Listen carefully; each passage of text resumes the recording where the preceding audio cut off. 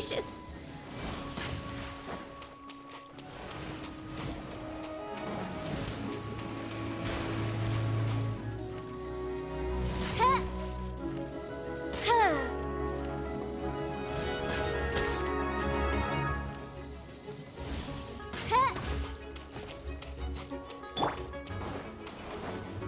Transfixed!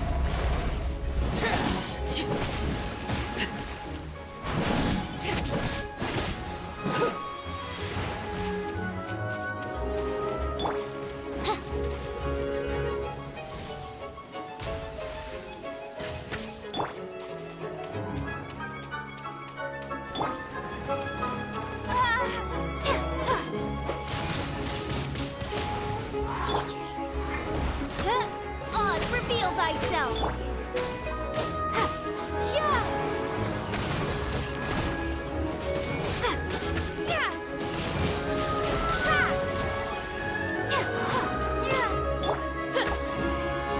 Shadow Raven, let night fall! Windblade! Laid bare!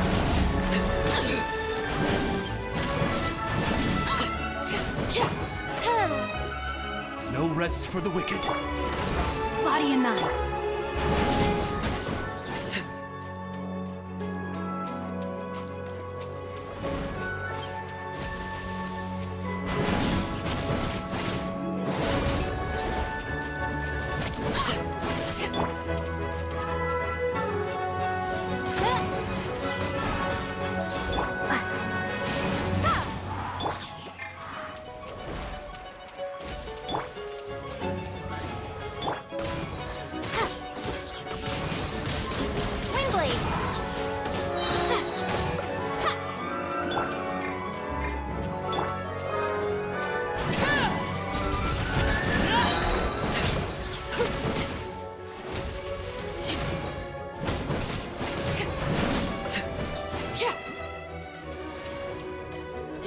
Everlasting as the moon!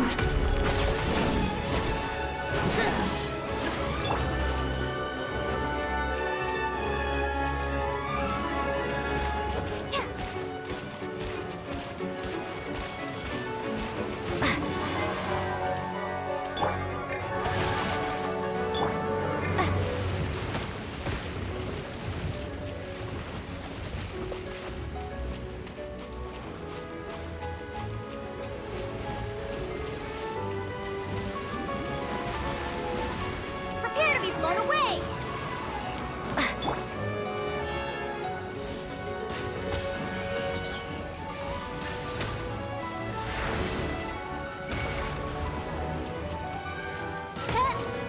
Midnight Phantasmagoria.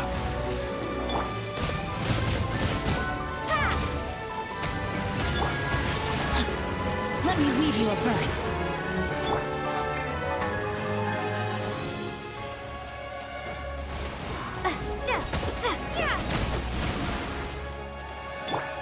Transfixed!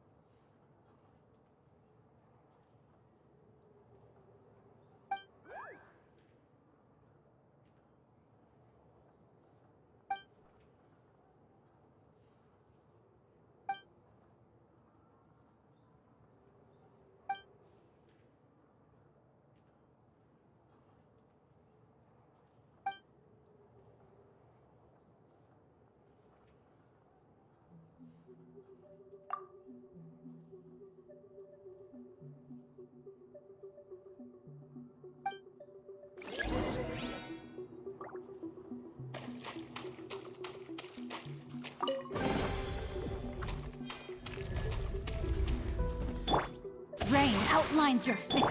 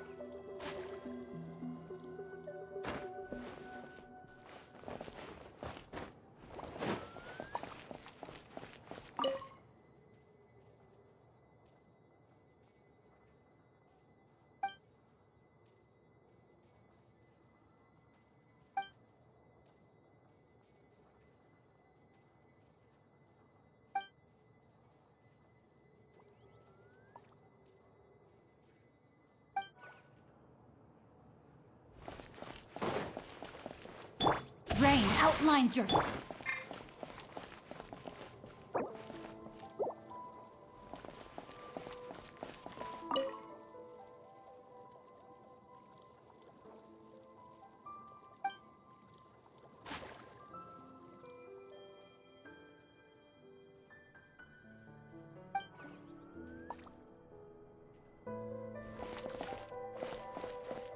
No, my sword!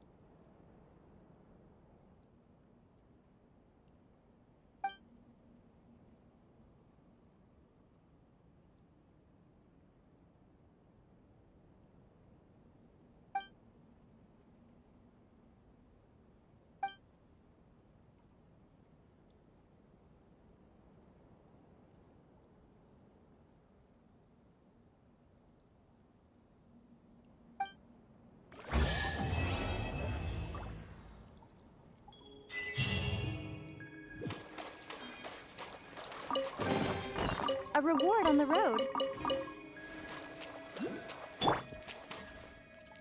Body and mind. No, my sword!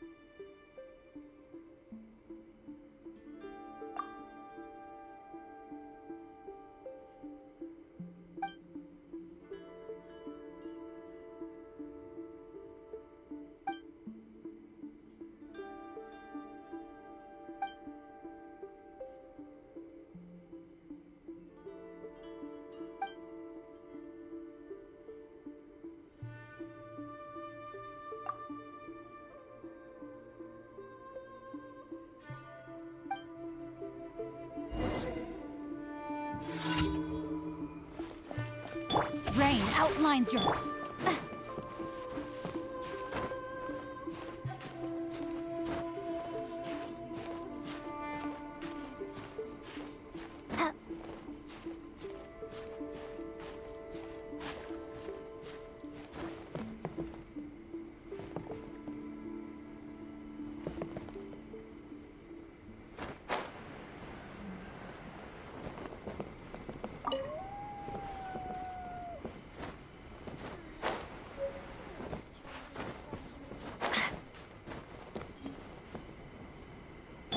No, my sword!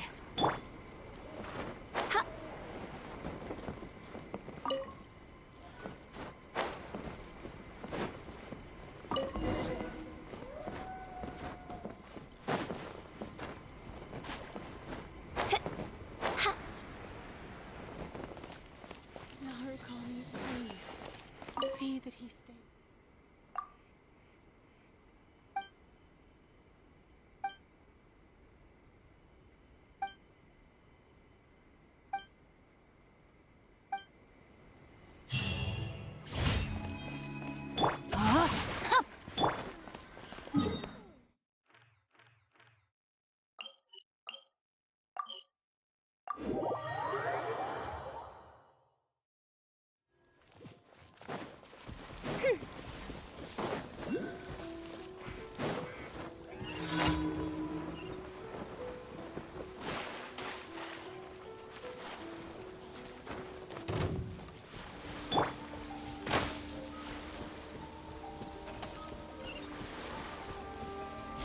Overruled!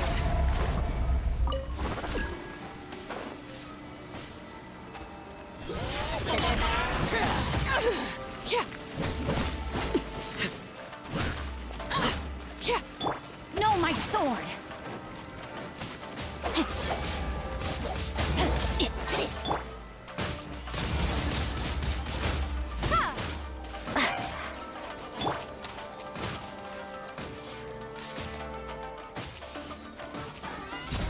Transfix.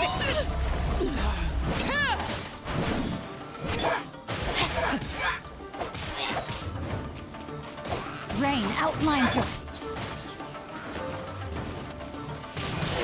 Windblade!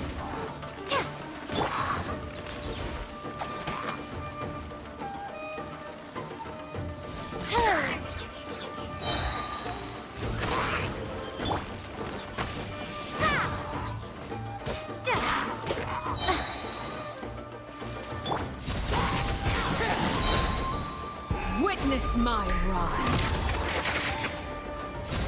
Laid bare.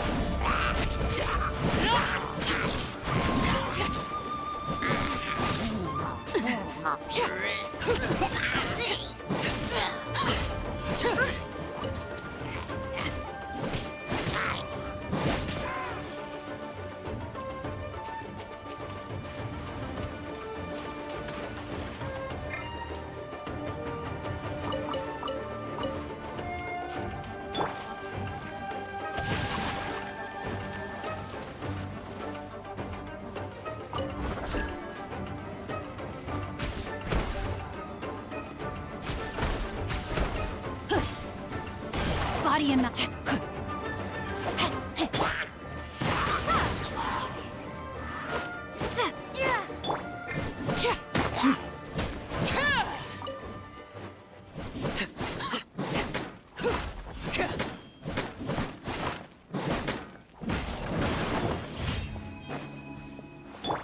No, my sword! Time to act.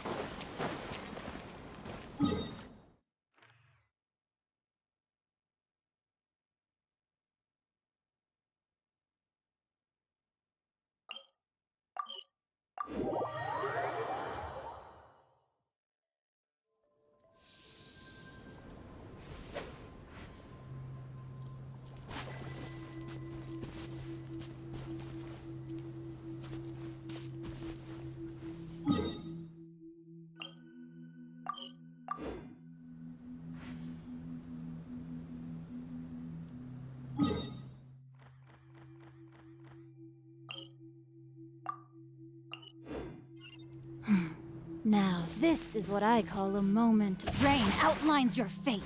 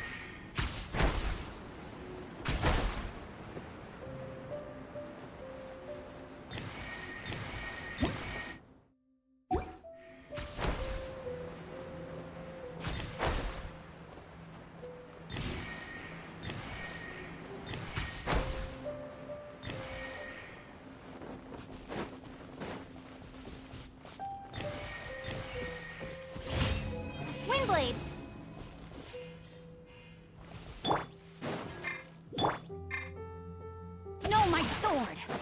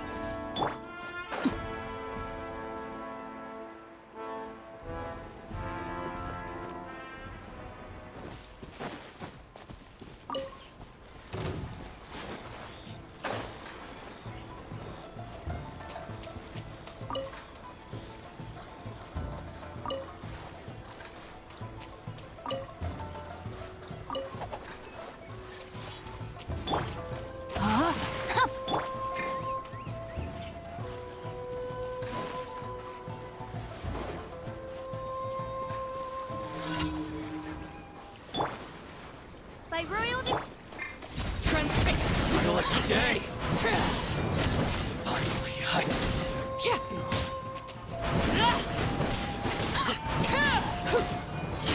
to the fairy! Finally, let me try.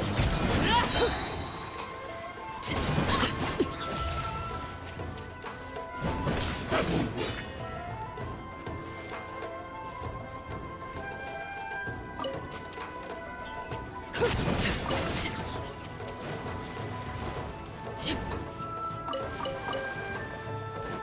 Cheap trick.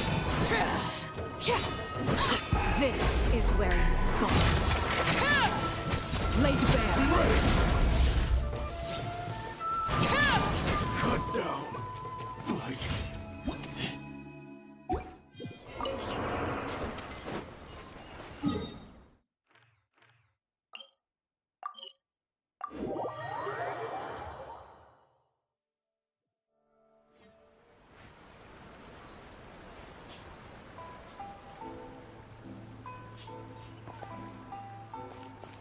No, my sword!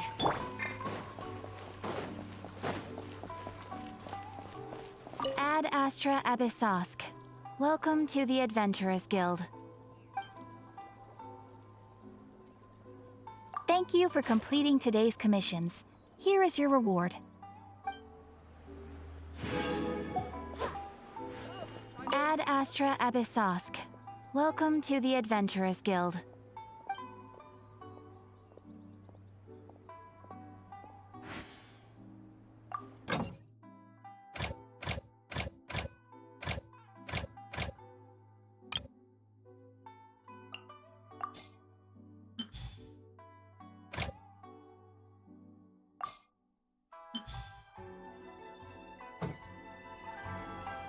Rebooting.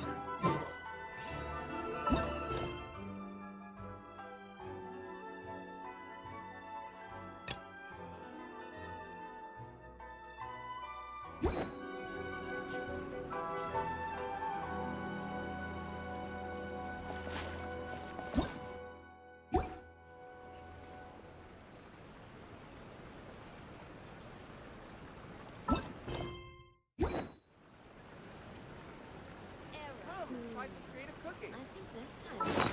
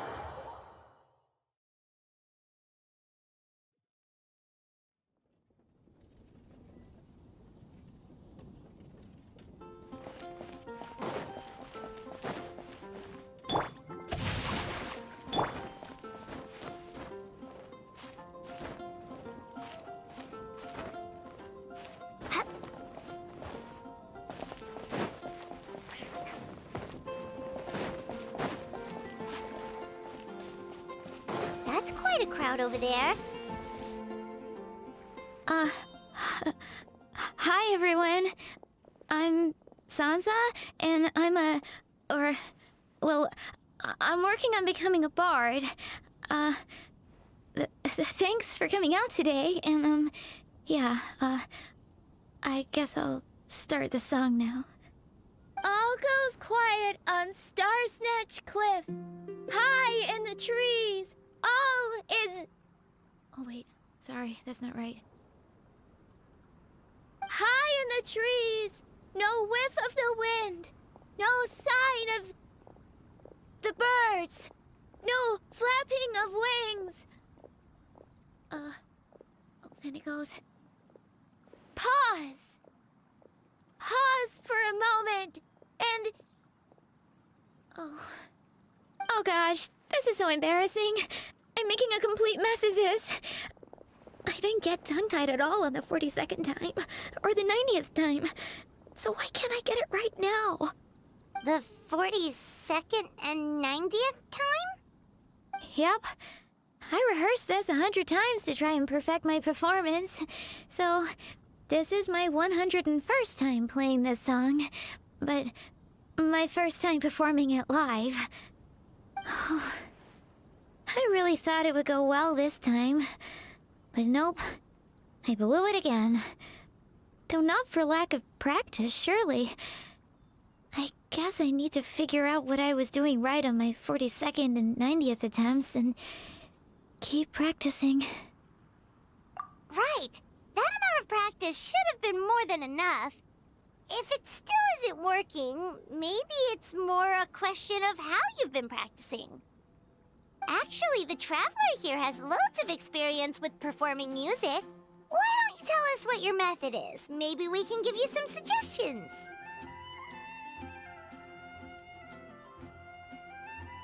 And, Paimon can give you pro tips from an audience perspective, as a highly seasoned and professional audience person. Aw, that's so kind of you. I'm touched that you're willing to help me. Give me a second. Let me just check my notes. Or, actually, why don't I just give you my notes so you can read them for yourself? Notes about what? Just things I jot down after each practice. Stuff to watch out for, areas to improve on, etc. Oh, but you can ignore the second half. That's just my random thoughts on other people's performances and trying out different instruments.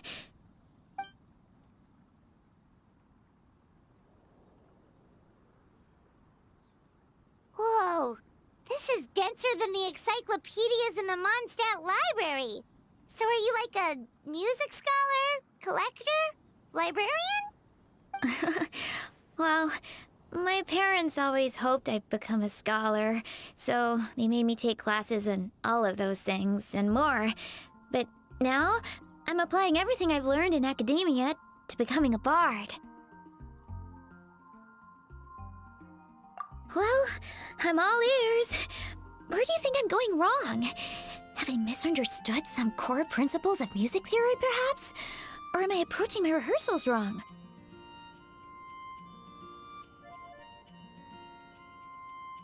Paimon never knew being a bard was such hard work. The tone-deaf bard always makes it look so easy. He never seems stressed out at all. And still, his singing and lyre playing always sound really great. Unless he's actually been practicing in secret. Fenty! Ah! Tone-deaf bard, where did you come from?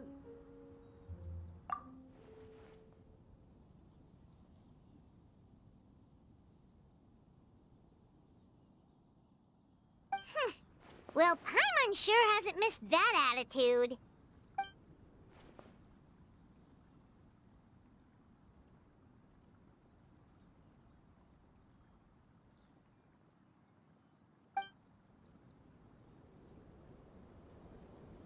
A whoosh?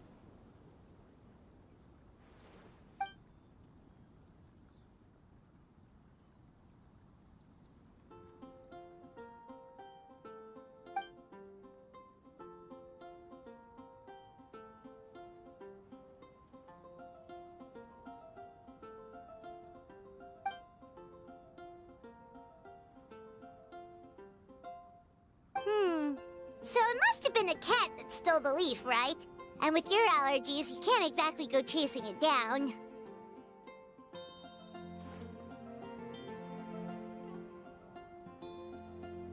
I can help too, Venti. Your music has always been a huge inspiration to me, so it would be my honor. And, after we find it, could I get some advice on songwriting from you? Sorry, I know I shouldn't spring that on you. I was just worried if I stayed quiet now, I might be too shy to ask later, and I didn't want to let the opportunity slip by, so I'm sorry. I hope I didn't make this weird.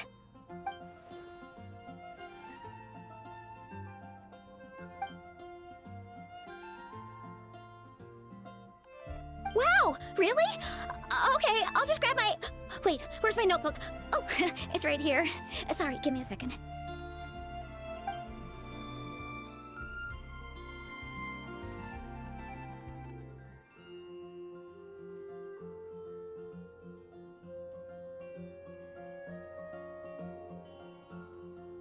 Huh?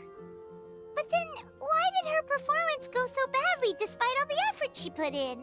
There's gotta be a reason for it. I guess I just lack that natural talent. Maybe I'm not meant to be a bard, huh? Oh, let me think. Maybe it was a sense of yearning. Back when my parents forced me to stay in my room and study, I'd always hear this bard singing outside the window. His wonderful melodies and beautiful voice were like a soft breeze that stirred my heart. I remember thinking to myself, if I became a bard, could I be free like him? Yeah, that's it. I wanted to be free and happy just like him. And like him, I wanted to share that joy with the whole world. But I get so nervous when I'm performing in front of a crowd. I try to mitigate that by doing plenty of practice to make sure nothing goes wrong. But it's no use. As soon as the performance starts, I get tongue-tied.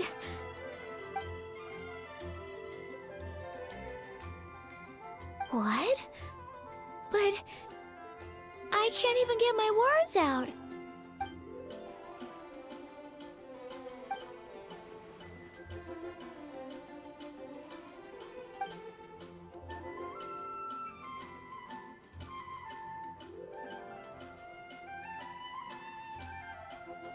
Exactly.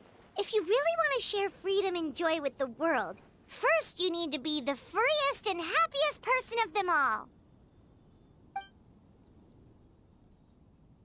So, I've got to be my freest, happiest self in order to share that with others. Yeah! That makes a lot of sense! Oh, thank you all so much. I'll be sure to take that to heart.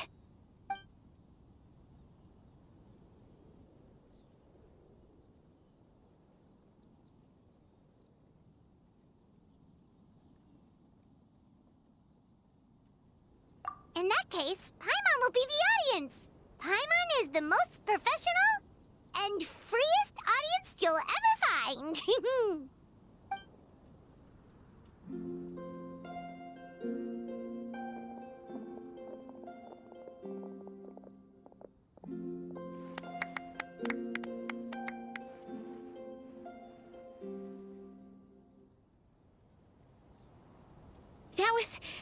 That was my first ever successful performance in front of a crowd.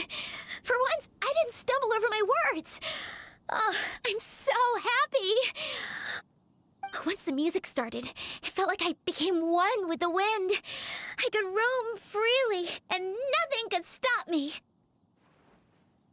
The audience definitely felt it too. Look, even that cat came to check out the show.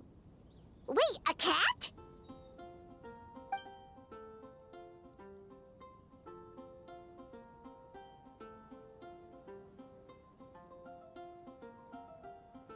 Oh, Charcoal! So it was you!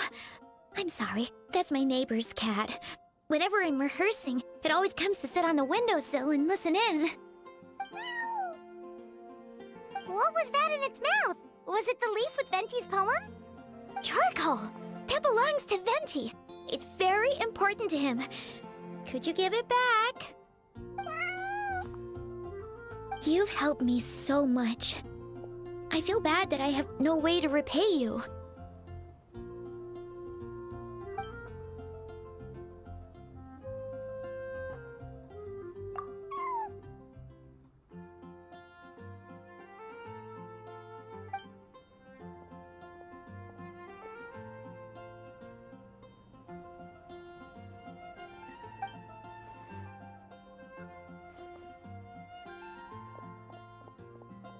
Gone like the wind. I can hardly believe I got a personal lesson from Venti himself.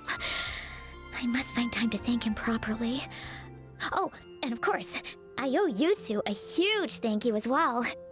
I can't offer much, but why don't you take this songbook? It's from back when I was studying. I noted down all kinds of tunes from many parts of the world. Maybe you'll find it useful. Oh, and as well as tunes, I also collected all kinds of instruments. You're welcome to try them out anytime you want. It'll be great to have another musician to trade tips with. Awesome! We'll definitely take you up on that.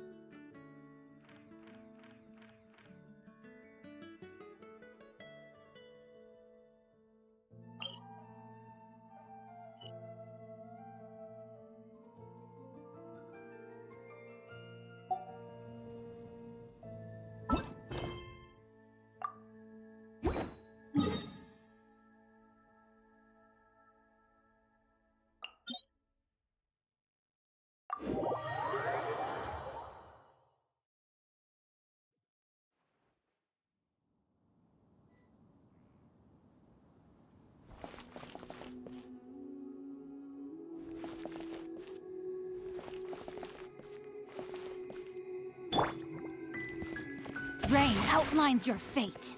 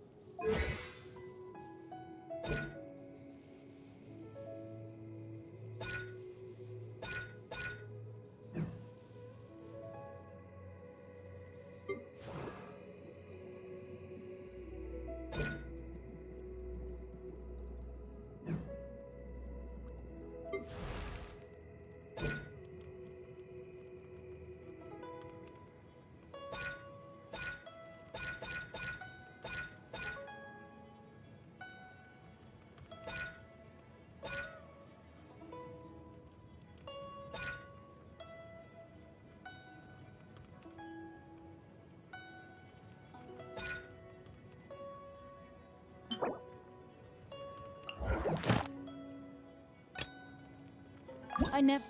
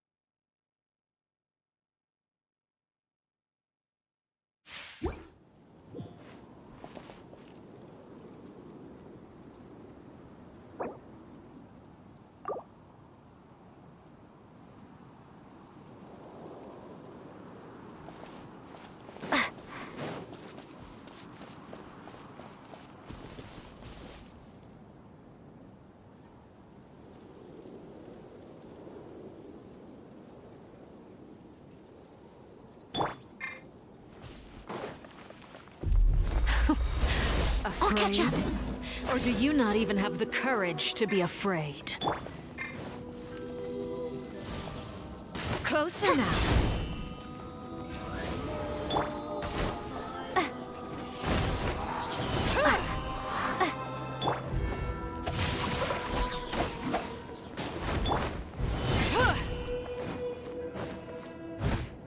With these rising flames!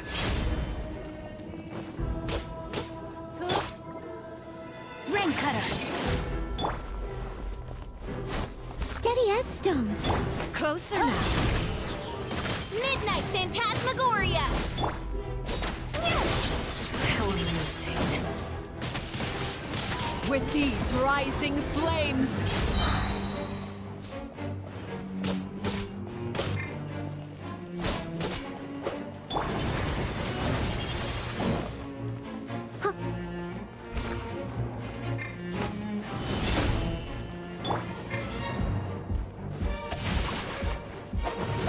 How amusing. Odds revealed! Yeah! With these rising flames. Is it my turn now? Body and mind.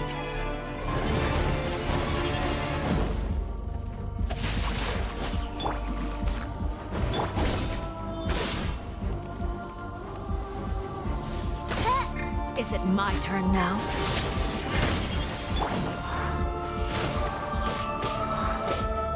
With these rising By royal flames. decree!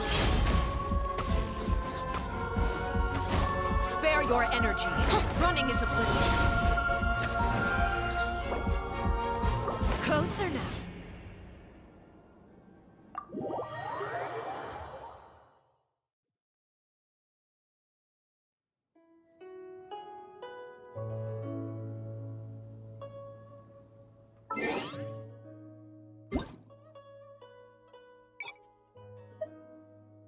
I created an...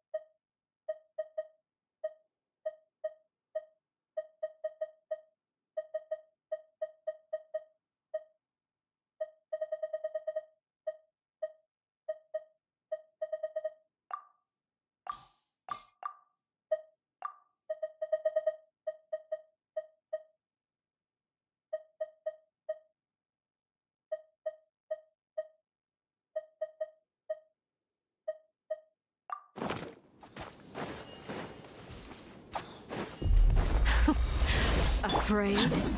Or do you not even have the courage to be afraid? Odds Is it reveal my turn thyself! now? Time to clean up! With these rising flames.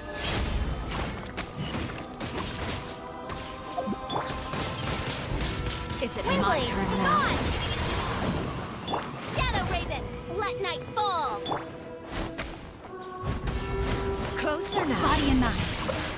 Witness the power of Gua. Is it my turn now? With these rising I must flames. leave no stone unturned. By royal... Windblade! Is it my turn now?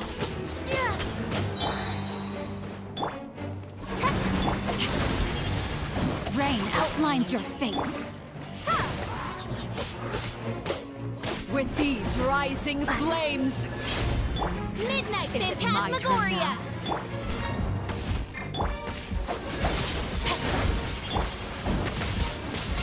Windblade!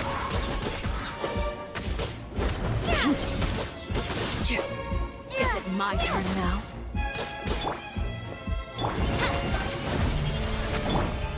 No, my sword! With these rising flames! Is it my turn now? Leave it all to me. Let me read you a verse. Closer now. Now that's more like it.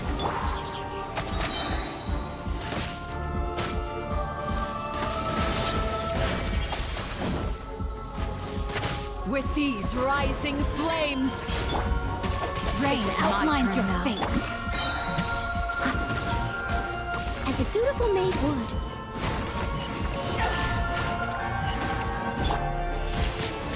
is it my turn now? Midnight Phantasmagoria.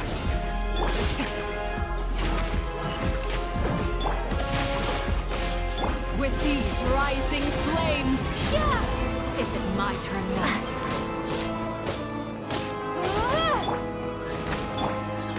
I must leave no stone unturned. With the fall of darkness, destruction shall rise. Have a taste of purgatory.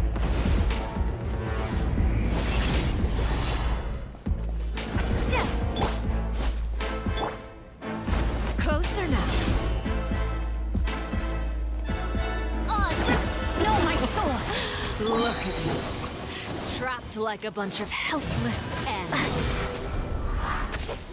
Is it my turn now?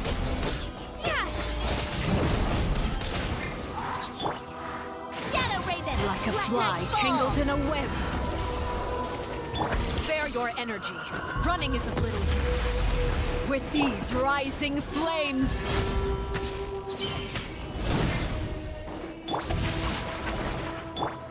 Ha! Be gone!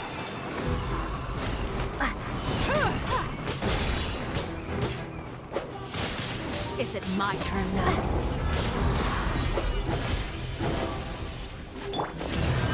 Spare your energy. Running is of little use. How amusing. Ring cutter! Body and mind.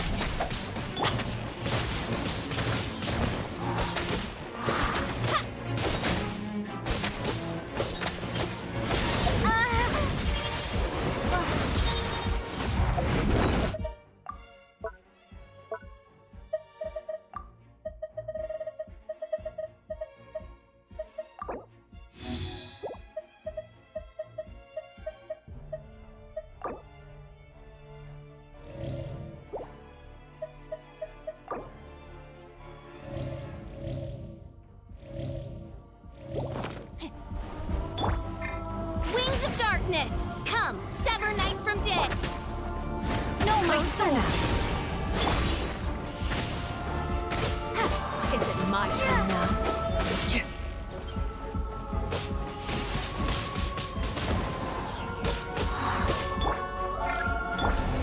As a good knight should. The countdown has begun. Like a fly tangled in a web. Spare your energy. Running is of little use. With these rising flames,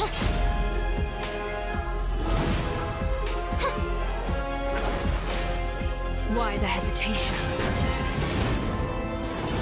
By royal decree!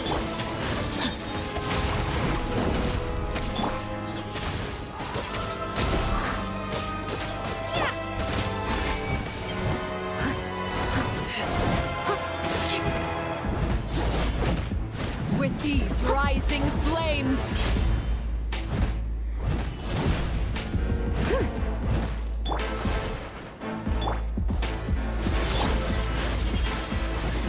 Wing boy-like. Should you fall? is it my turn now? Windblade! Closer now.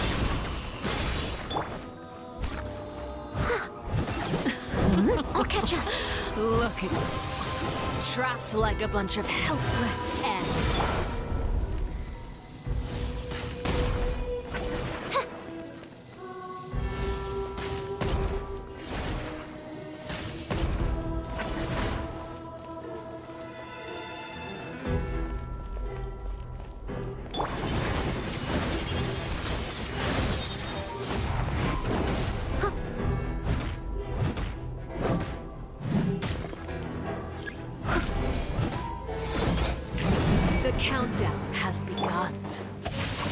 Like a Oz, fly reveal tangled in a thyself. web. As you wish, maid Fräulein. Spare your energy. Running is of little use. With these rising flames,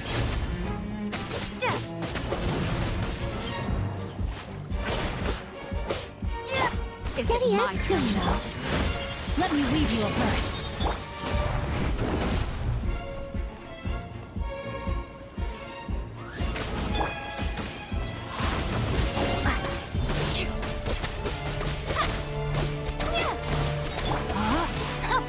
Not bad.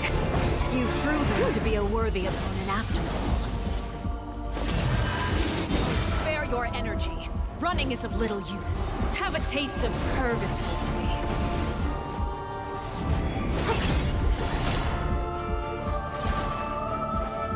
With these rising flames. Not bad. You've proven to be a worthy opponent after all. They still need me. No, my sword! Is it my turn now?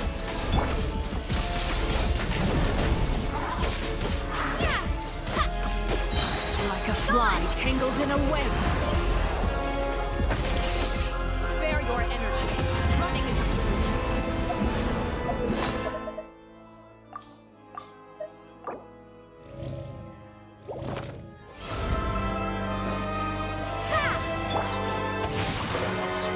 Wings of darkness, come, sever night from day. How amusing. Wingblade.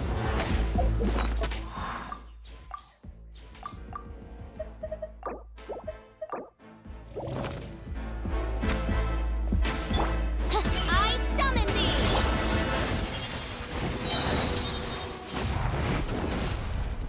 Witness the power.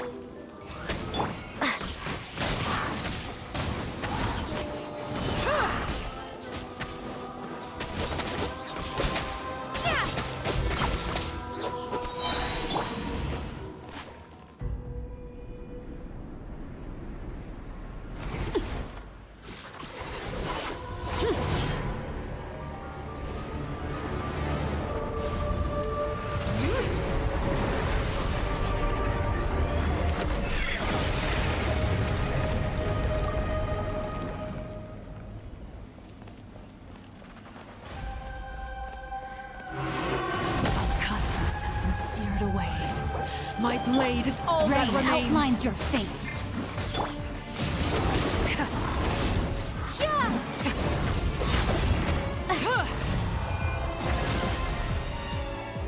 Shadow Raven, let night fall.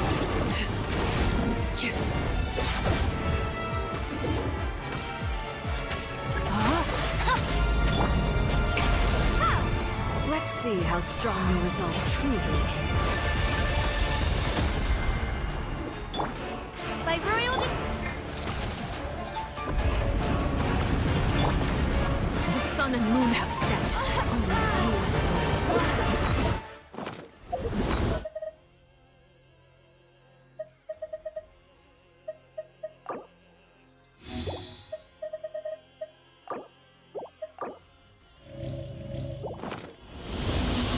You struggle in vain.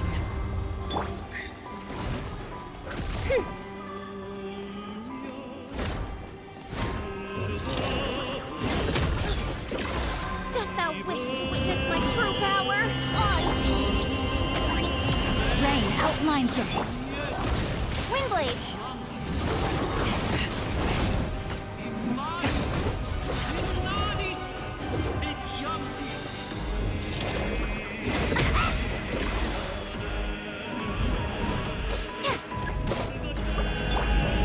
ring cutter. Your punishment made manifest.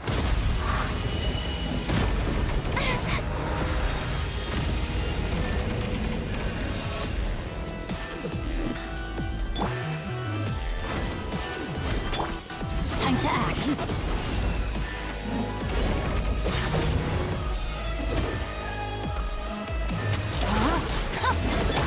Wingblade.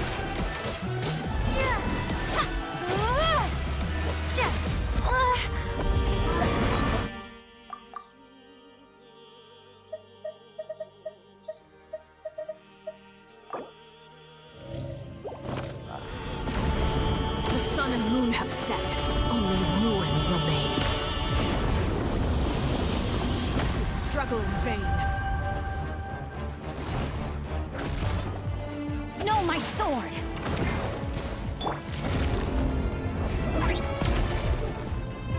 Wings of darkness! Come, sever night from day!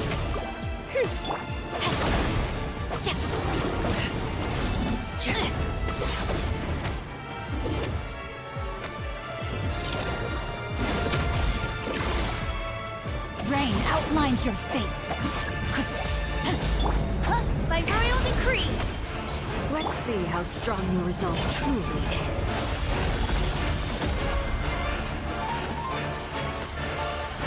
Body and mind. Time to act.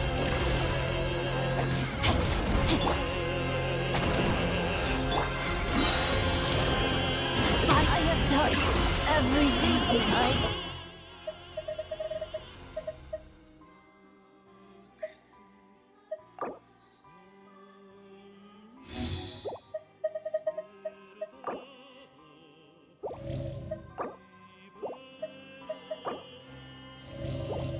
No.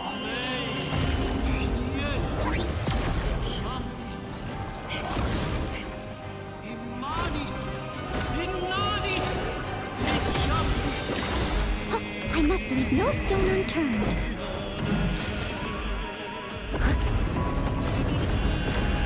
The sun and moon have set. Only ruin remains. Someone needs Our hope assistance. has been extinguished. Oz, reveal thyself! I'll catch up. If at first you don't succeed.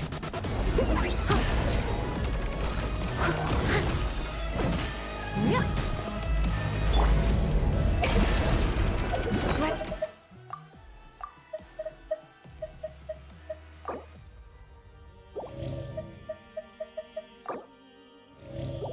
see how strong your resolve truly is.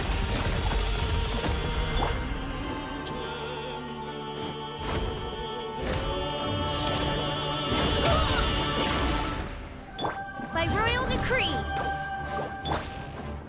Steady as stone.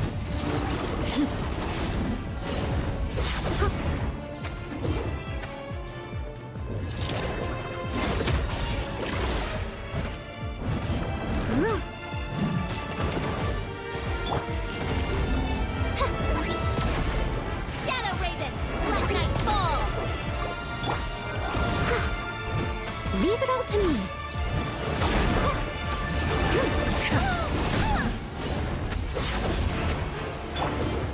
Oz, reveal thyself!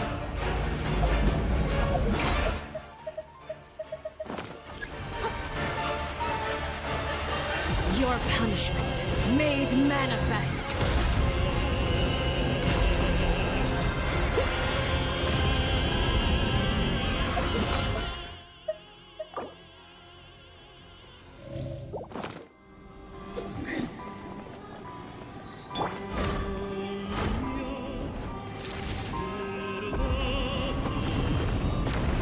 The sun and moon have set.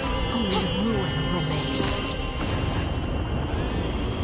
We struggle in vain. By royal decree! I must leave no stone unturned.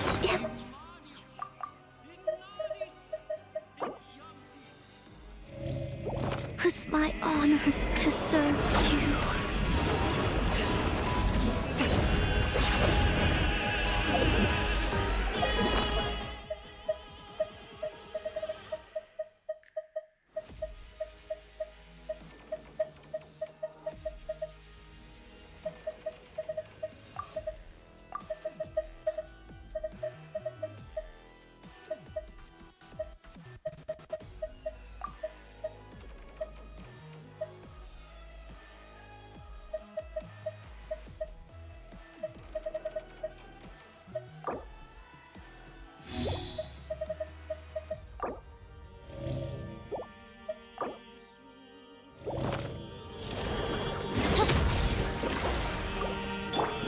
No, my sword! As you wish, main Fräulein.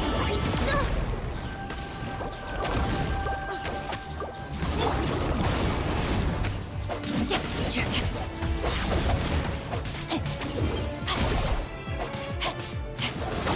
am outplayed. Who's next?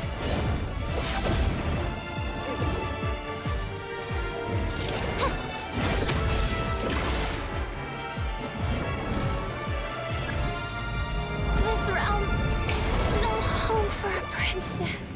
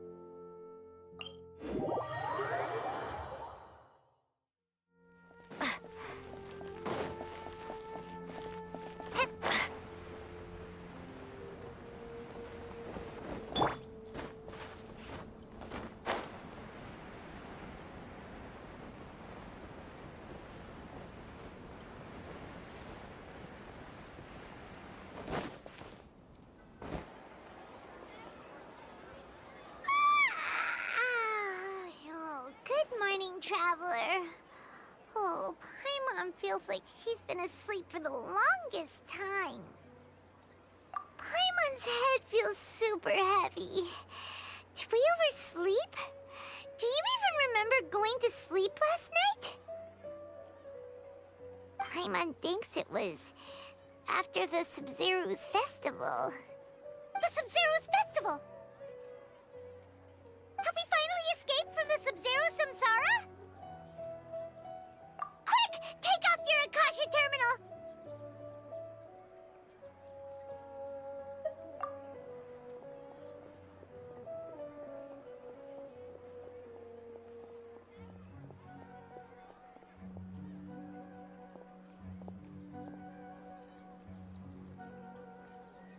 She's not in her room. What happened? Huh? What usual spot?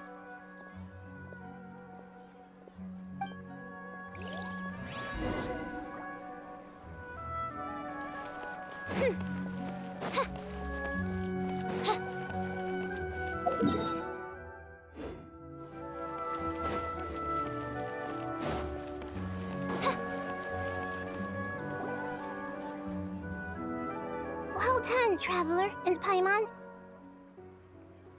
And thank you, Dunyarzad, for organizing the Sub-Zero's festival for me. I'm sorry, who are... Dunyarzad! You're okay! Oh, don't scare us like that!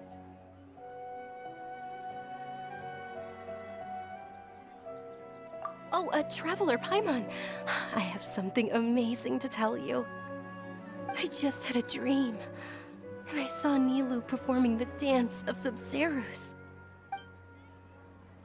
You're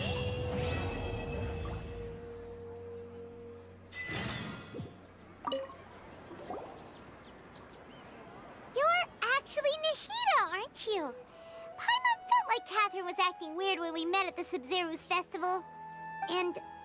Dunyarzad, did you save her? It's a really long story. We shouldn't disturb her. Her consciousness is still weakened. Let's chat somewhere else. How about by the Traveler's favorite bench?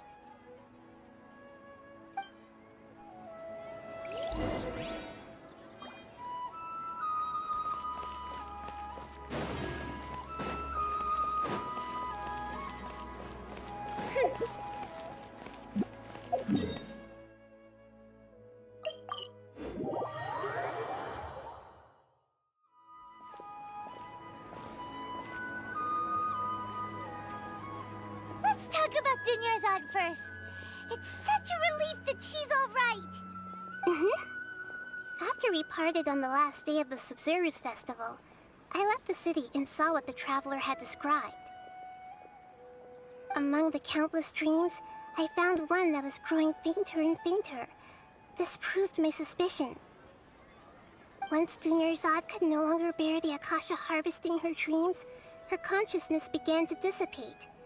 But this also meant it escaped the Akasha's control. Such a small fragment of consciousness can't last for very long, though. It will return to its original dream, where both will gradually fade until they completely disappear.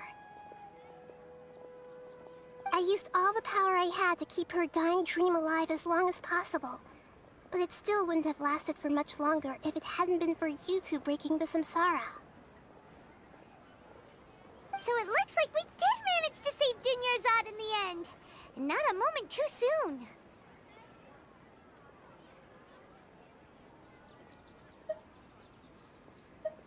Huh? Why are you two smiling so happily? I thought you'd be so moved that you'd start crying. I need to spend more time observing human emotions. Both are fine. Everyone reacts differently. All right. You two must have a lot of other questions for me, right? After all, you saved my faithful believer. As your reward, I will answer any and all questions. At the Avidia forest, there was this incense that made the traveler fall unconscious and dream of a huge tree and a red sky. You also heard someone's voice, right? It said world and forget me. Yeah, so you do know! We've been wanting to ask you what that was about, and if the red sky was related to Conria. It seems like the Traveler established a connection to Irminsul. That was a message left by Greater Lord Rukkhadevata's residual consciousness in Irminsul. Perhaps her last memory before she died. As you two probably know, Greater Lord Rukkhadevata disappeared after the disaster in Conria. The timings of these events do line up, so your suspicions are reasonable. A message from Greater Lord Rukkhadevata? We thought it was from King Deshret. King Deshret? That god who died even longer ago? Some present-day desert dwellers still worship him. You probably just heard some of their conspiracies. Okay, so what does the message mean?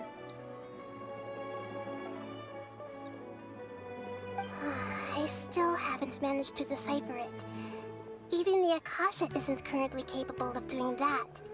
Greater Lord Rukkhadevata's residual consciousness in Irminsul seems to be contaminated with something that has a very dangerous aura to it. Many devoted scholars go mad as soon as they connect their consciousness. I've warned the Academia about this many times, but people still keep falling victim to it. But I believe this is the key to saving Irminsul. That's why I've kept trying to decipher it. So the tree in the vision was Irminsul? Oh, Tainari also said that Irminsul is sick! Is it because of the contaminated consciousness? But even if you can't figure out what that vision was all about, it seems like our search for you was all in vain. The Traveler wasn't affected after coming in contact with that consciousness. I've never seen anyone like that. With you here, we may have a chance at deciphering it. No, we must decipher its secrets. I've already eliminated all other factors that might affect Irminsul. This is the only one left. This puzzle has life and death at stake.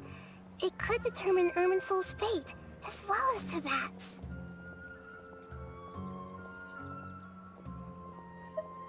To be accurate, I'm using the Akasha as a medium to occupy Catherine's consciousness. How did you do that? Poor Catherine. Does this mean you can also occupy other people's consciousnesses? Theoretically, I can enter anyone's mind as long as they're wearing their Akasha terminal. The Akasha is the legacy of Greater Lord Rukkhadevata. As Lesser Lord Kusanali and the first Akasha terminal, my consciousness has always been linked to the Akasha. I've always respected my people's free will, so I've never actually occupied their consciousness. When necessary, I just borrow this bionic Snezhnayan puppet. Hold on. Did we just learn some deep, dark secret? So Catherine is... No wonder Paimon felt something was off about her. What about your own body? Why do you need to borrow other people's? Don't you live in the sanctuary of Surasthana? That story begins a long time ago. After Greater Lord Rukkhadevata disappeared, the sages found my newly born self and took me back to Sumeru. At that time, I was young and weak. The sages kept me in the sanctuary of Surasthana, ostensibly for the sake of protecting me. But I've hardly heard from them since. However, I do understand that they had hoped to find Greater Lord Rukkhadevata instead of me, a symbol of her passing. So, the sages basically put their new Archon under house arrest? How dare they! Why don't you teach them a lesson, Nahida? In some ways, they aren't wrong. Greater Lord Rukkhadevata was omniscient and omnipotent. Even after her death, the Akasha is still empowering this nation. And I'm still really far away from being able to call myself the God of Wisdom. Moreover, the Academia is also more proficient at governing this country. my existence has little meaning. Yeah, you got a lot of believers. Just look at the Sub-Zero's festival. Everyone who showed up truly loves you. Thank you for the kind words. But I honestly don't need physical freedom as long as I can connect my consciousness to the Akasha. Trying to find a way to save Irminsul is my life's mission and top priority. I will work on that, and try to live up to being a deity in the meantime. Every once in a while, I will also take up the duties of the God of Wisdom and enlighten a lost soul here and there. Doing all that should be enough. There's never been any big problems with the Academia's governance of Sumeru. This is the first time I've seen them step out of line. I wonder what caused them to go down this path, and what they hope to achieve. Even though the city's residents haven't noticed anything strange, if the Traveler hadn't broken the Sub-Zero's samsara, the situation could have become dire.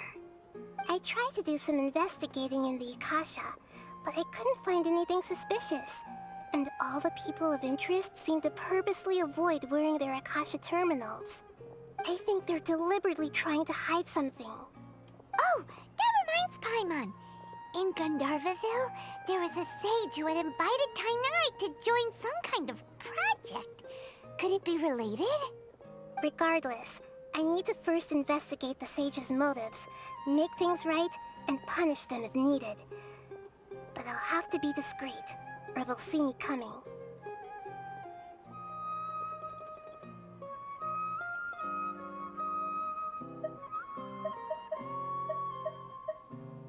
You mean how the Akasha stops you from having dreams? Yeah, it's been such a long time. No one's noticed something's up? It's not that no one noticed. It's more like no one cared. Ultimately, it's all rooted in the sage's misdirection. Misdirection? The sage has convinced everyone to believe that being unable to dream is a sign of rationality and wisdom. Not dreaming is a badge of honor in Sumeru, even if the truth is that their dreams are being reaped by the Akasha. With their propaganda in place, the sages can maximize their use of the Akasha to facilitate their research. Besides, Greater Lord Rukkhadevata must have created the Akasha in the hopes that it could be used to its full potential. That's why I've never come out strongly against this. Anyway, the perspective advocated by the sages drowned out any voices of doubt. By now, even those who never use Akasha terminals find it too shameful and embarrassing to talk about their dreams.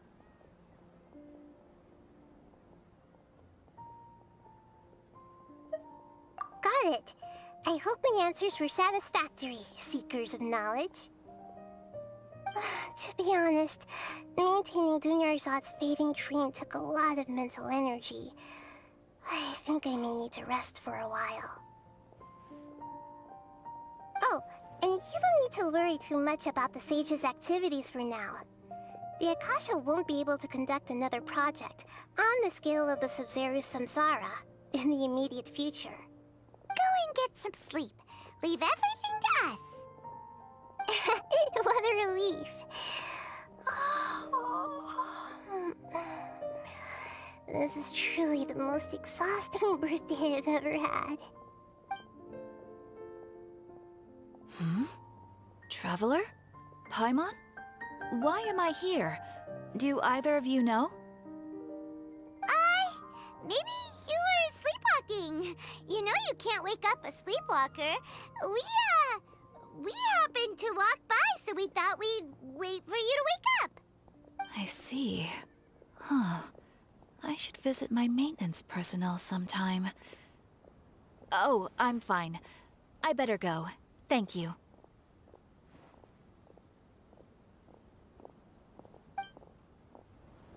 We've spent quite some time in Sumeru City, but ever since we last said goodbye to Lesser Lord Kusanali, we haven't heard anything from her. Oh, we can't just keep waiting around like this. Let's go find Catherine and pick up some work so we can at least keep ourselves busy.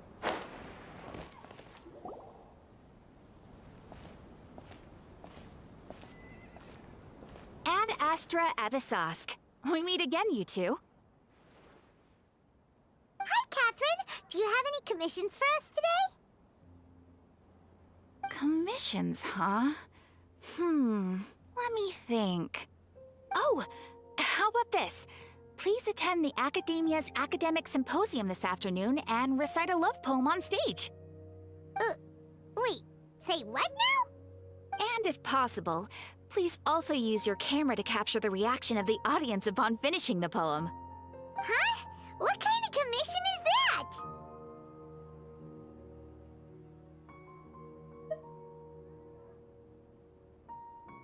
I see. It appears that you're not interested in this commission. In that case, please go to Port Ormos and convince the Eremites there to spend some time volunteering at the local orphanage. Hey, that's not any better. I'm sure the mercenaries will have some interesting reactions as well. Paimon's gotta ask, just who exactly has been submitting these commissions to the Adventurers Guild? Oh, the commissioner? Well, actually, I just wanted to see the two of you in action.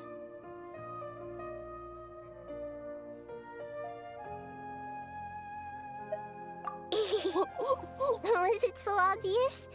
I was hoping you would actually take one of those commissions. That kind of chance to observe humans doesn't come by often. Ah, so it's Nahida. Paimon just knew Catherine wouldn't crack those kinds of jokes. When did you get into her head? From when she said, Ad Astra Abisask? So it's been you this whole time?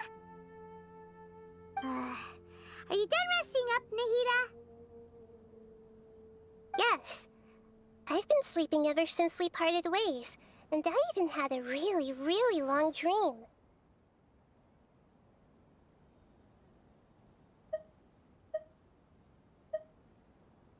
It was another dream about the Sub-Zerus Festival, except it was a happy one. In my dream, I was sitting in the middle of a flower terrace, and everyone in Sumeru City was holding hands as they danced in circles around me. They danced round and round, and everyone looked really happy. I also got to sit on a gigantic flower carriage. Ferris, the Knight of Flowers, raised me really, really high above the ground, and I was throwing an endless amount of Yalda candies at the children. You know, Nahida, maybe your dream is how the Sub-Zerus Festival really should be. It's meant to be a joyous time where everyone gets together to celebrate your birthday. Huh? Wasn't I describing a really happy dream? Why are you both looking at me like that? Wait, could this be an example of the emotion known as pity? No, we aren't pitying you. That would only make everything worse. We just don't want you to feel too sad. By the way, have you had a chance to visit Dunyarzad? How's she doing? The Homianis haven't allowed any visitors after the festival, so we haven't been able to check on her. Yes, I paid her a visit right after I woke up. She was resting at the time. Her condition is stabilized. However, since Elazar is a manifestation of the withering on the human body, we can only cure it by finding a way to take care of Irminsul's own withering. But for the moment, our top focus should still be figuring out what the sages are up to and what they're planning. Right. Who knows what'll happen if they manage to pull off another scheme like the Samsara of the Sub-Zerus Festival? So our first priority should be investigating and putting a stop to the sages' activities. As for how we should pull that off, let's discuss it somewhere else. There are too many adventurers around here. Oh, good point. Sorry, adventurers. We're gonna be borrowing Catherine for a little while.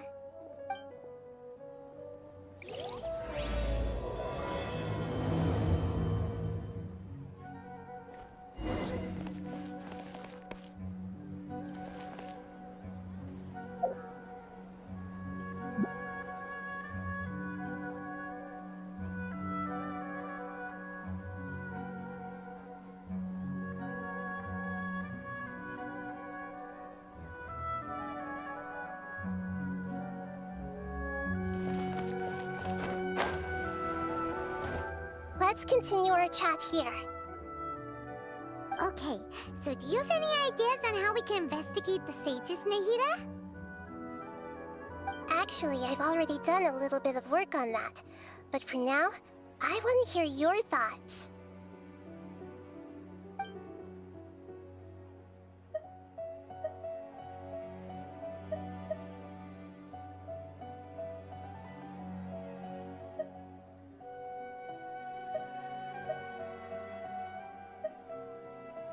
I've already tried that, but all the key members of the Academia, even the core 30 guards, intentionally avoid wearing their Akasha terminals.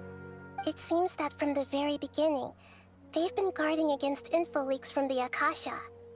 Of course, it could also be because they're wary of me.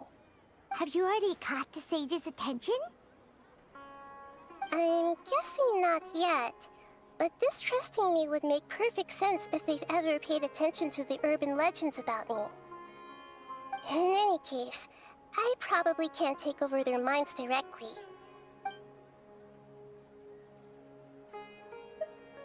We're in the dark as of now. Since we still don't know anything about their goals, any rash move could tip them off and lead to terrible consequences. After all, every person in Sumeru City is one of their hostages. No way, that's too risky. You mean it'd be too easy to get caught? No, it's not that. We shouldn't involve innocent students in this. A single mistake could completely ruin their lives. Doing that would be ignoring the safety of my people for my own selfish goals. How is that any different from what the sages are doing? That's a good point. Spoken like the god of Sumeru.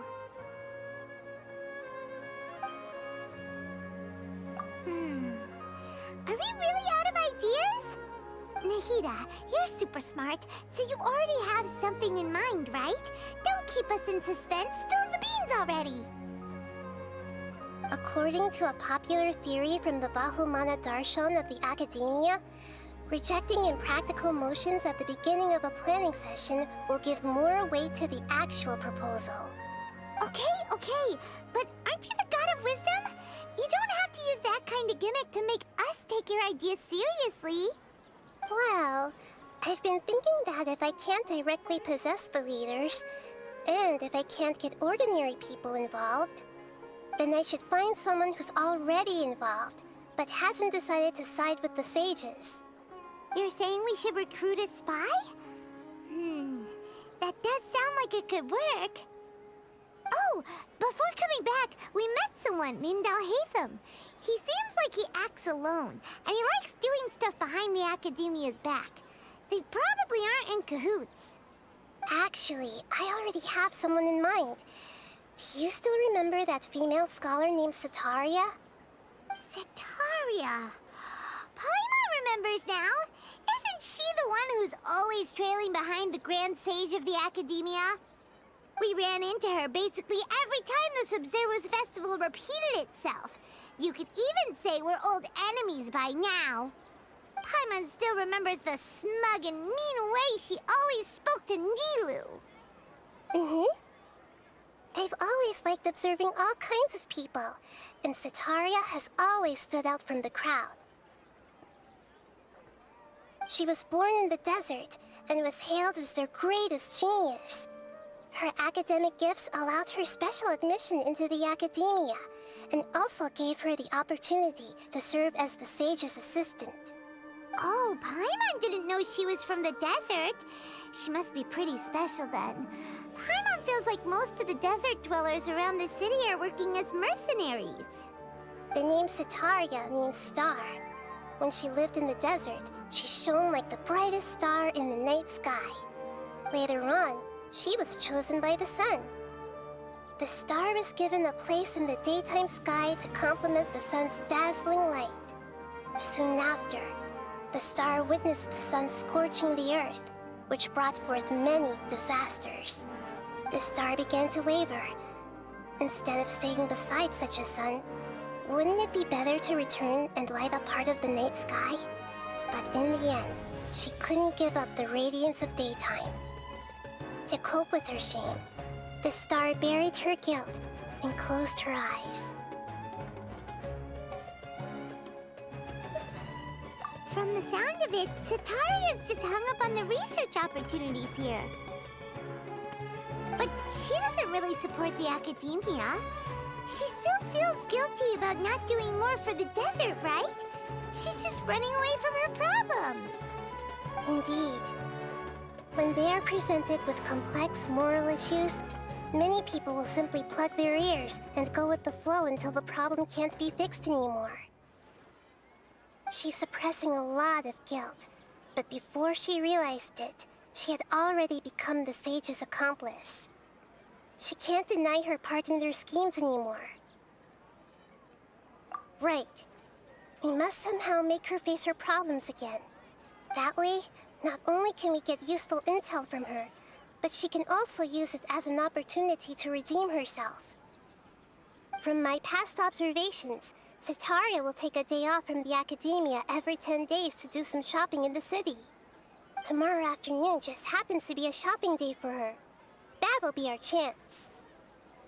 To prepare, let's go check out some of her favorite spots and have a quick chat with a few of the vendors there.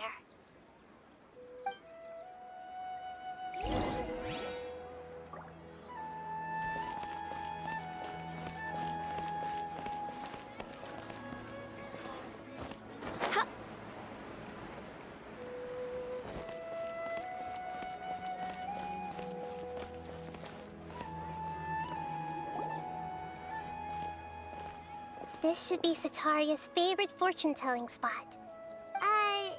So should we ask the fortune teller about Sataria? No, I already have enough information on Sataria. The most important thing now is for you to pay attention to the vendor's talking style and key characteristics. Talking style and key characteristics? My poor lost lambs. Have you become troubled over your fates? The divine voice of wisdom often echoes between mine ears. If thou be blessed today by the gods, I may be able to show you the way. Huh? Really? Nahida, you've been whispering things to her? Shh! My friend here has some doubts regarding her future. Can we get a fortune reading for her? Of course, of course. In that case...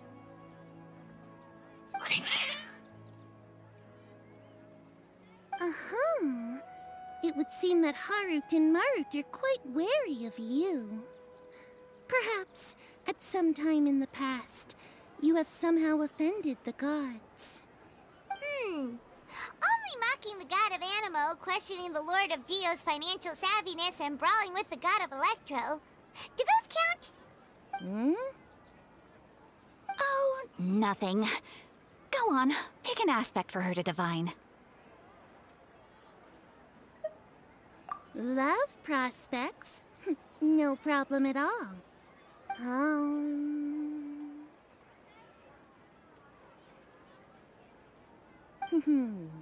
The gods have spoken. The truth shall be revealed. One who is fated to cross your path will appear on... Huh? So many people will fall for you. How could that be?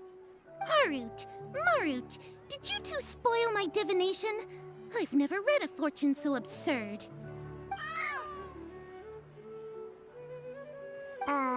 Actually, Paimon thinks this is probably the most accurate fortune-telling you've ever done.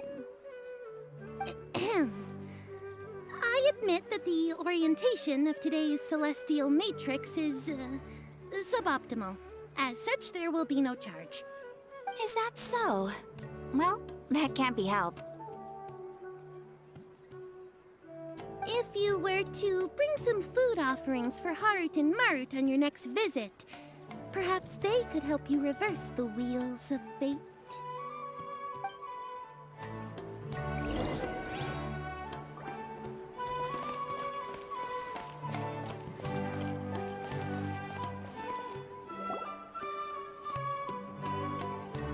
this another one of Sataria's favorite stalls? Yep, it belongs to a king.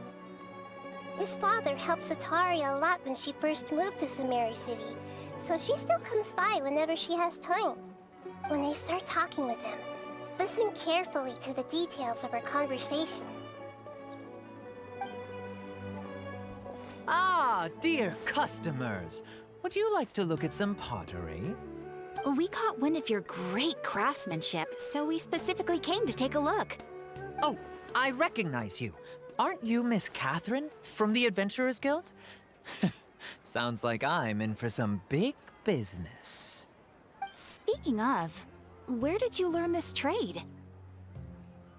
I suppose you could say it all started with my dad. He's a mason by trade, but I picked up an interest in clay while apprenticing for him. After that, I began making pottery by myself in secret, and I simply changed trades when my works turned out well. Although it's a pity that I'm no longer making much use of the knowledge provided to me by the Akasha. That's nice. You're making a living doing something you love. So is your father still working as a mason? Oh no, not anymore. A few years back, he fell from a roof and broke his leg. Since he had already saved enough Mora over all these years, he's just enjoying the retired life in Port Ormos nowadays. I see. We wish him peace and happiness in his retirement. I'll have someone in charge of logistics at the guild come by another day for some goods. We'll leave you to it. Take care now. No problem. Rest easy, all our goods are sure to meet your every need.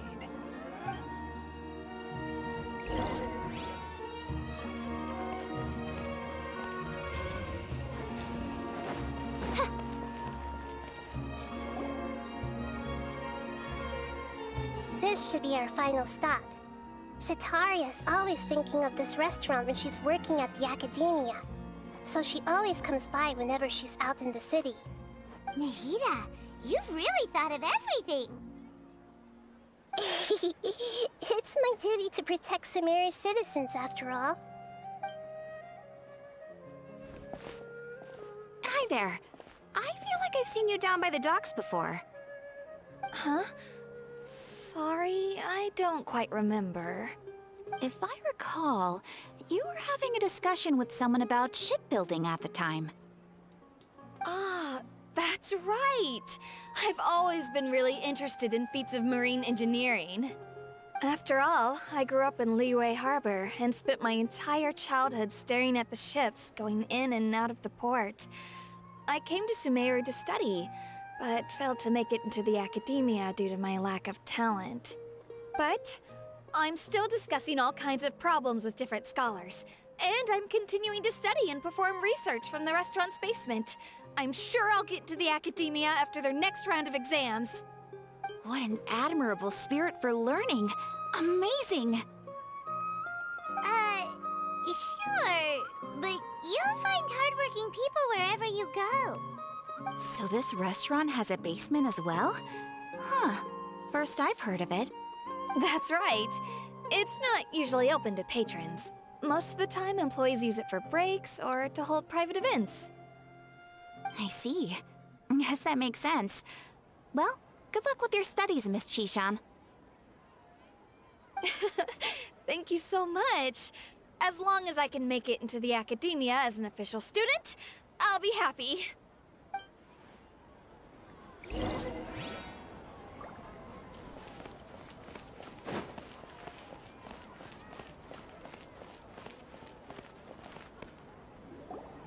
So, was that everybody? Mm-hmm. 3 familiar faces should be enough for Sataria. What's the point of all the information we've collected? Nahida, you still haven't told us how you're planning to make Sataria face her problems. Sataria is already used to avoiding her problems, so we must find a way to break through her usual sensibilities. I remember you mentioned that the Eremites in Port Ormos are all making a fuss about the upcoming resurrection of King Deshret. Although it's all just a boatload of nonsense, the fate of her homeland may turn out to be Sataria's soft spot. Oh, Paimon gets it now! to take advantage of the guilt Sataria feels about her homeland.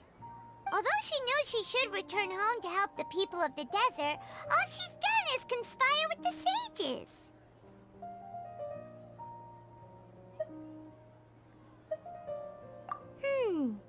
So how do we set that up?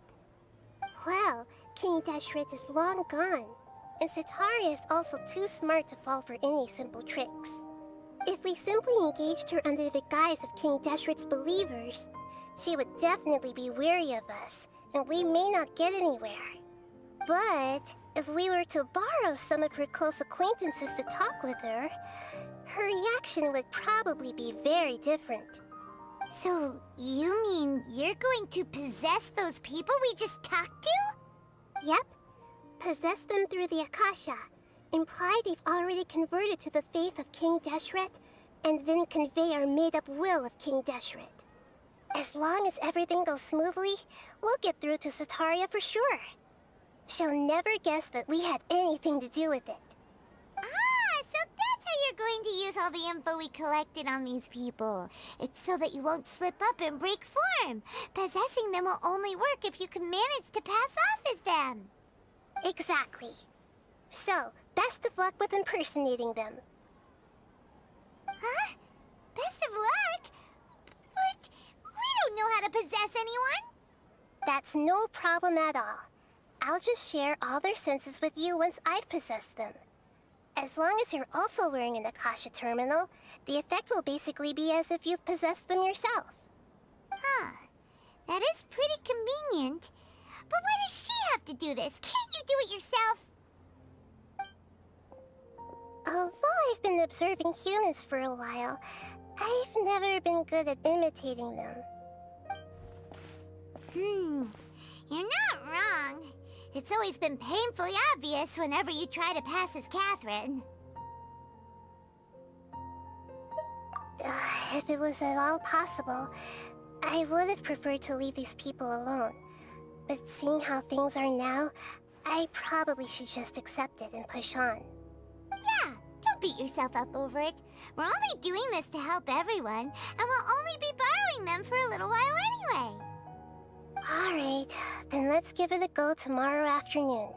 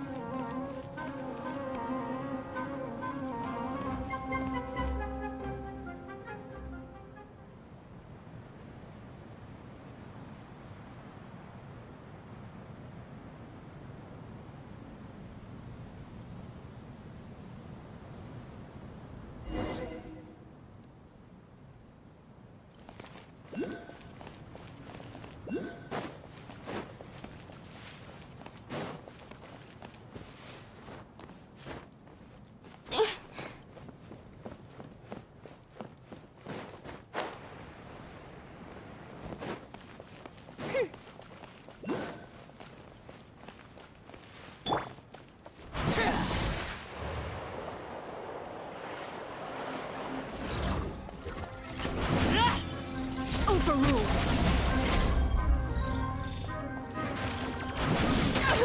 Oh. Rain outlines your...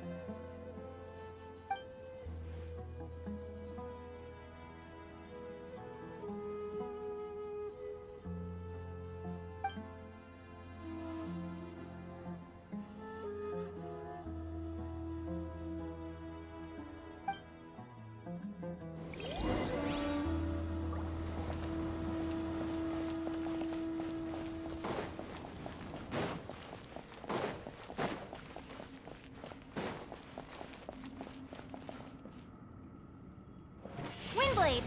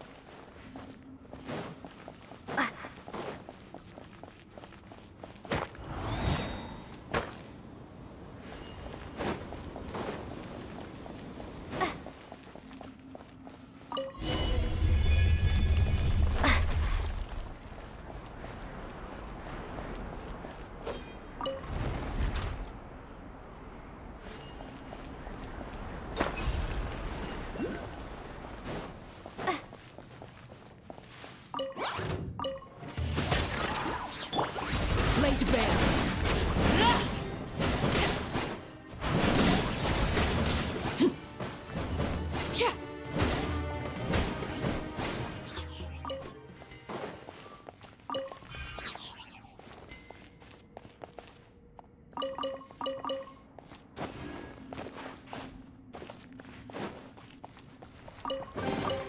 What greater pleasure is there than the unexpected?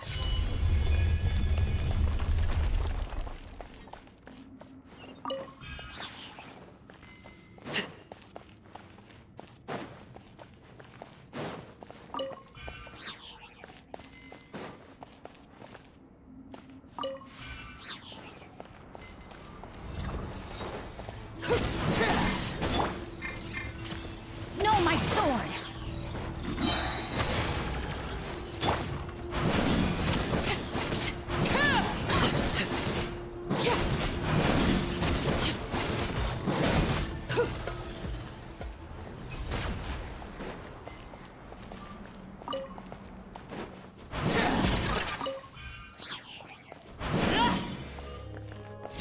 Overruled.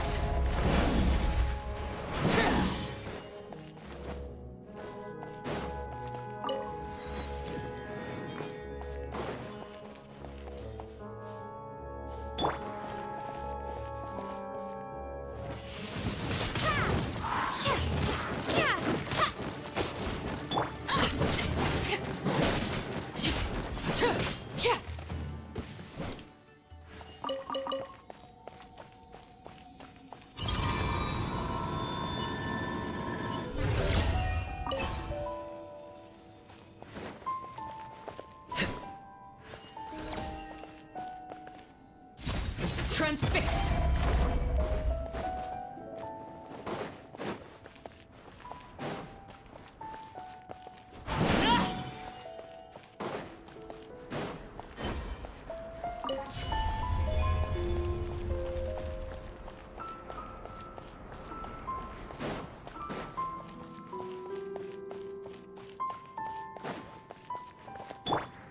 Windblade!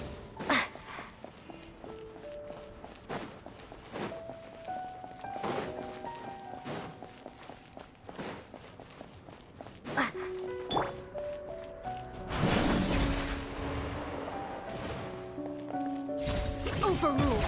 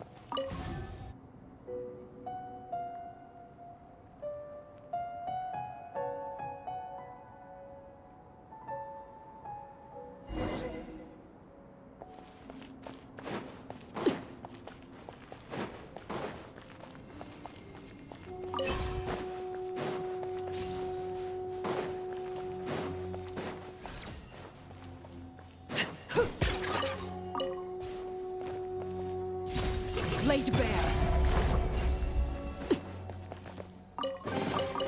What greater pleasure is there than the unexpected?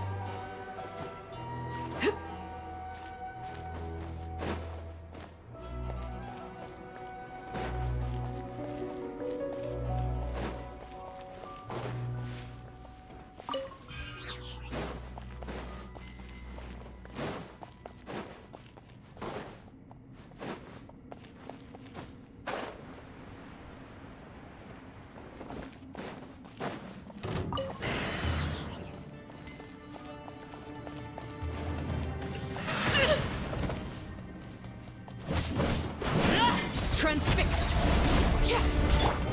Rain outlines your fate. Oz revealed by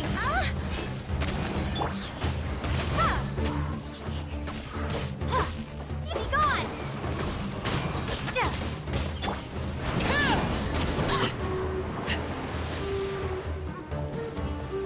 Everlasting as the moon, laid bare.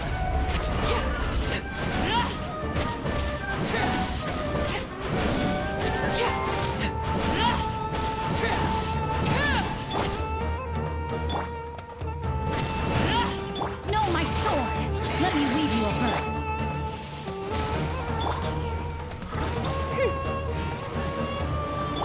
Transfixed.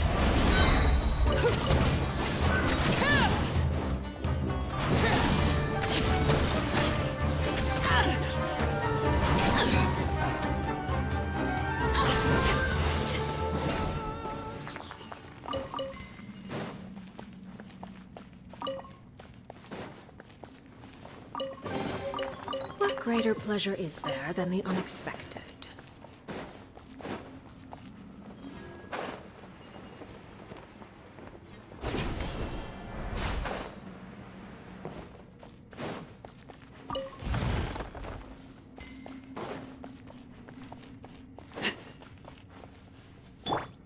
Windblade.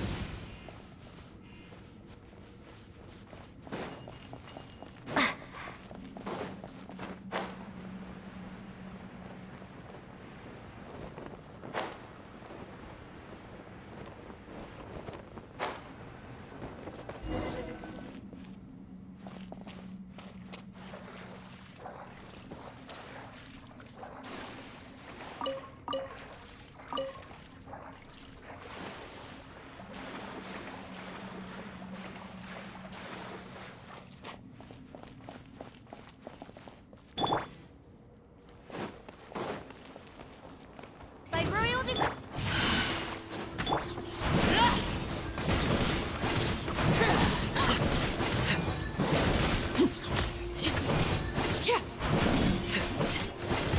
Laid bare.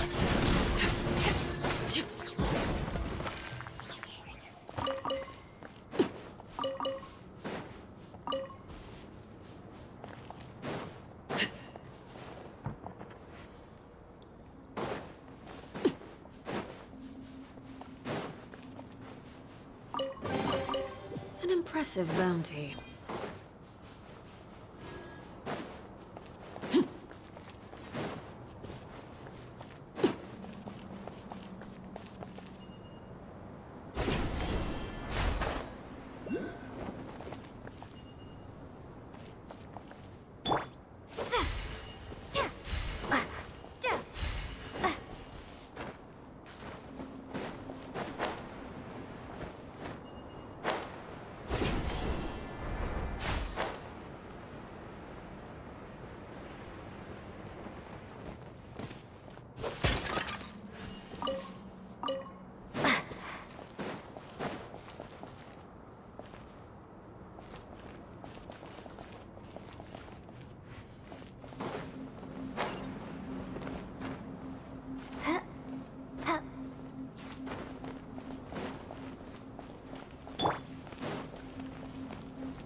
Reveal thyself!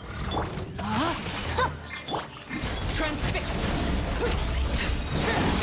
This is where you fall. Overruled!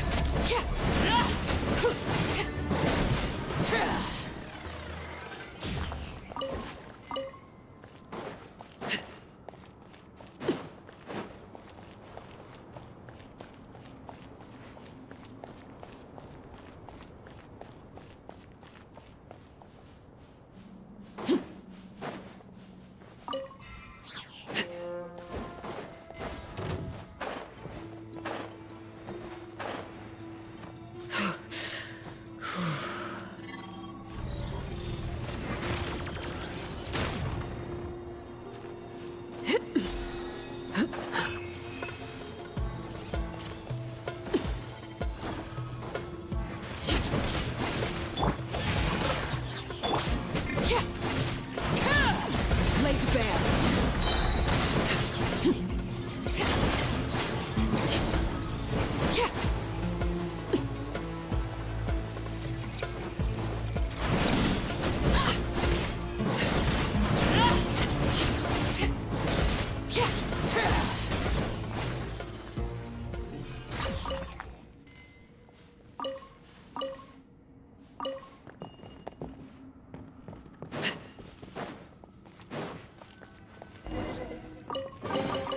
What greater pleasure is there than the unexpected?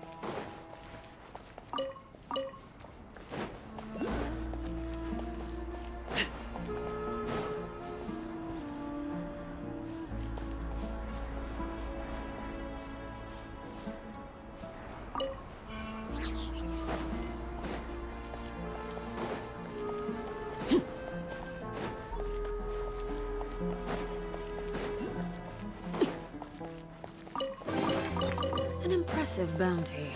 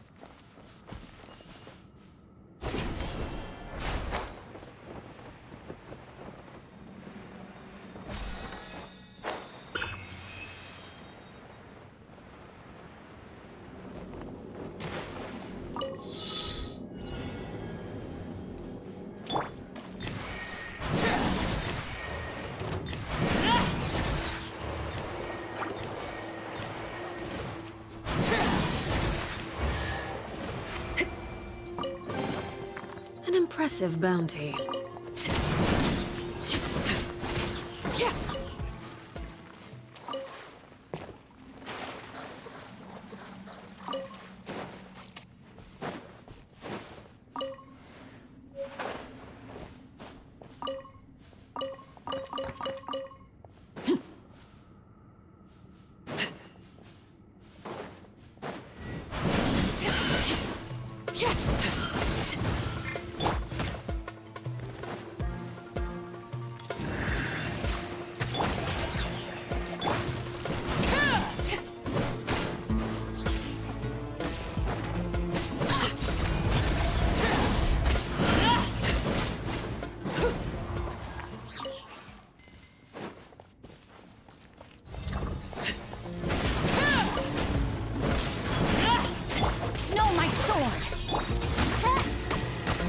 By royal decree.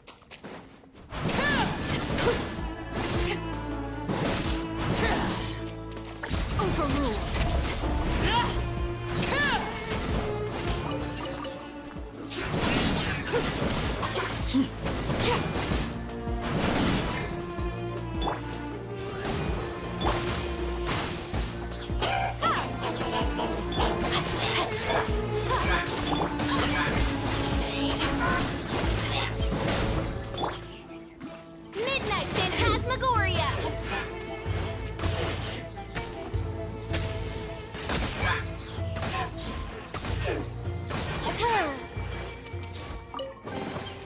Destiny has brought me hither.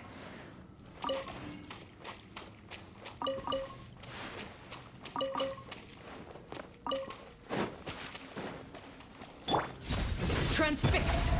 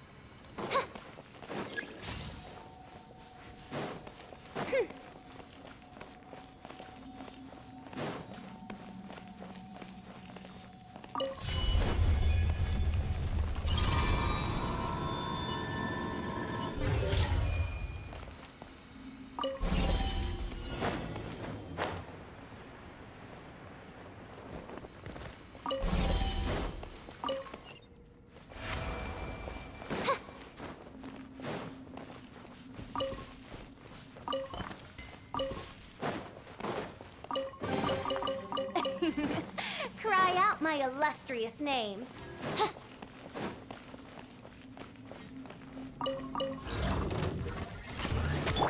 Rain outlines your...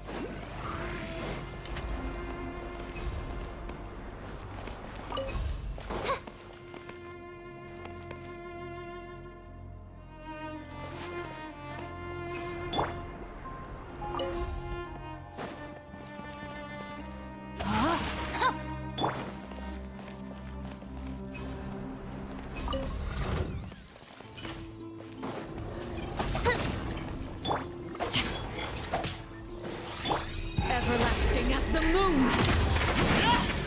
Overruled!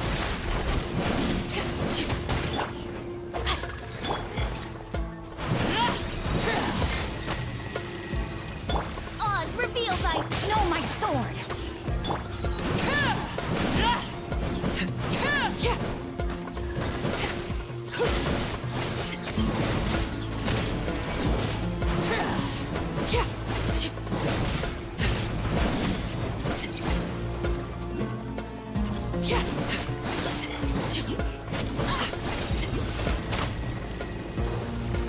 laid bare.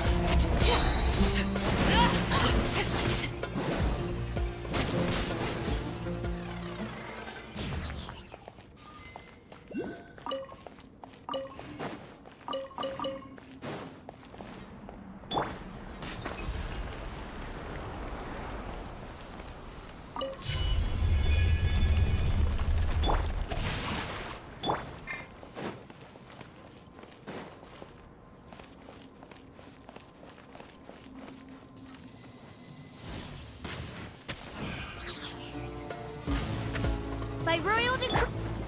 Ring cutter. Overruled.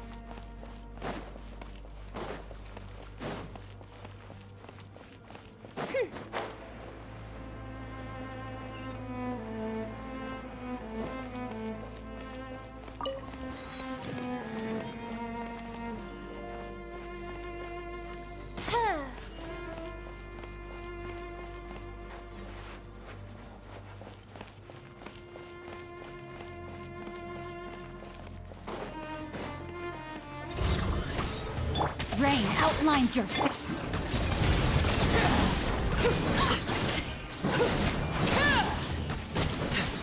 This is where you fall.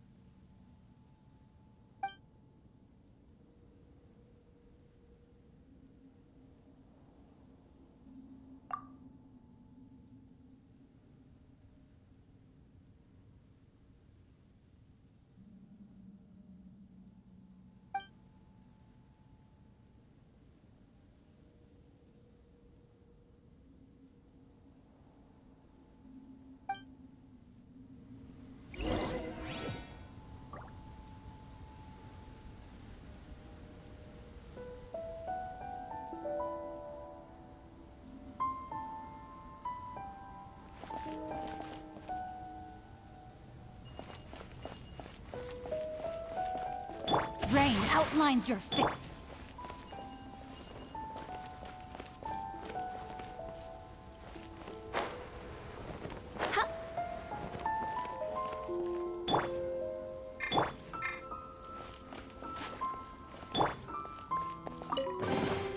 What greater pleasure is there than the unexpected?